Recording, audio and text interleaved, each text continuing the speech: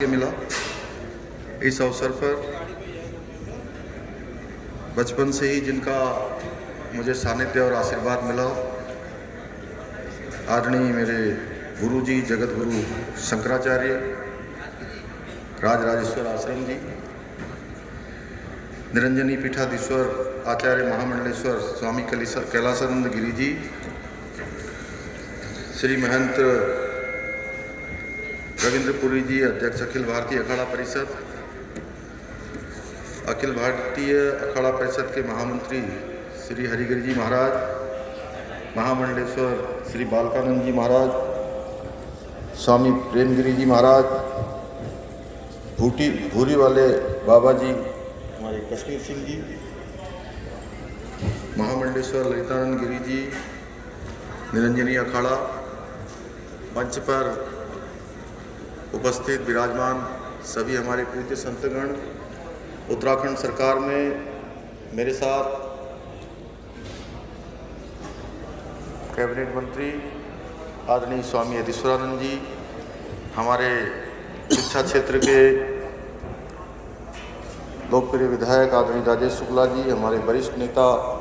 पूर्व सांसद आदरणीय बल्लाद पासी जी, हमारे गंगा सभा के अध्यक्ष जी, महामंत्री जी और सभी मंच पर उपस्थित सभी हमारे पदाधिकारीगण और मेरे सामने बहुत बड़ी संख्या में उपस्थित सभी पूज्य संतगण, आए हुए सभी महानुभाव भाइयों एवं बहनों,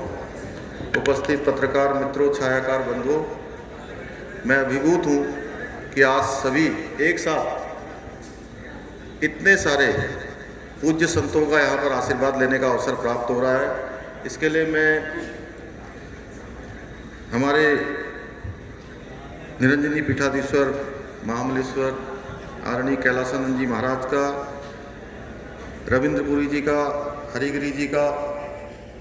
सबका और आप सभी का मैं दोनों हाथ जोड़कर आप सबको प्रणाम करता हूँ, नमन करता हूँ। पिछले 4 जुलाई से मुझे मुख्य सेवक के रूप में काम करने का अवसर प्राप्त हुआ है। उस दिन से लगातार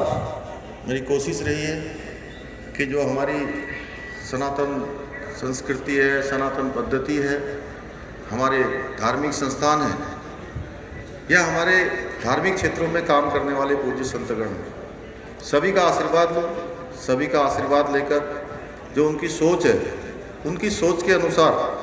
सरकार को आगे चलाने का काम करें, आगे बढ़ाने का काम करें। अभी आप सबके बीच में से चूँकि आज मुझे पता नहीं था कि आप सब लोग इतनी बड़ी संख्या में यहाँ पर उपस्थित होंगे, चूँकि आज मेरे बहुत दिन भर के बहुत व्यस्त कार्यक्रम हैं, लेकिन फिर ये हुआ कि आप सब लोगों में से बहुत सारे, चूँकि पूज्य संतगणों का भी अपना अपना कार्यक्रम रहता है,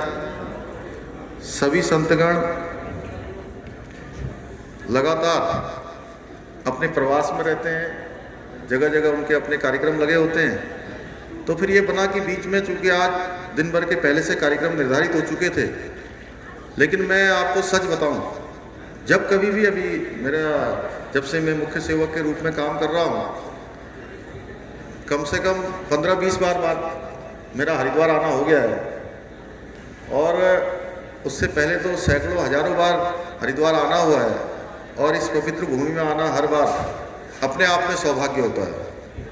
और आप सब लोगों का आशीर्वाद मिल जाए तो उस पर सोने पर सुहागा। पिछले दिनों एक बात पिछले 2 साल से लगातार संतों के बीच में चल रही थी, देवस्थानम एक्ट को लेकर,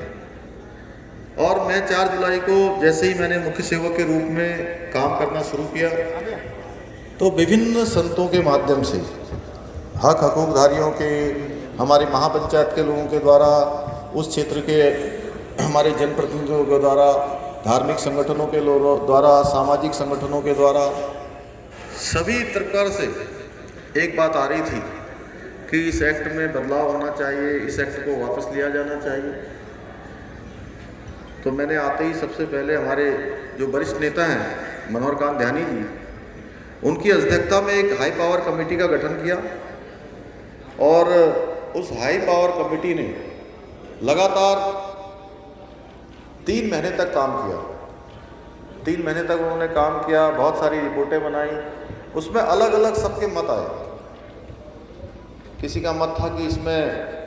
थोड़ा संशोधन करना चाहिए, किसी का मत था इन मंदिरों को नहीं शामिल करना चाहिए, किसी का मत था कि इसमें से ये धारा खत्म कर देनी चाहिए, बहुत सारे लोगों ने कहा कि इस एक्ट को ख़त्म कर देना चाहिए। तो बड़ी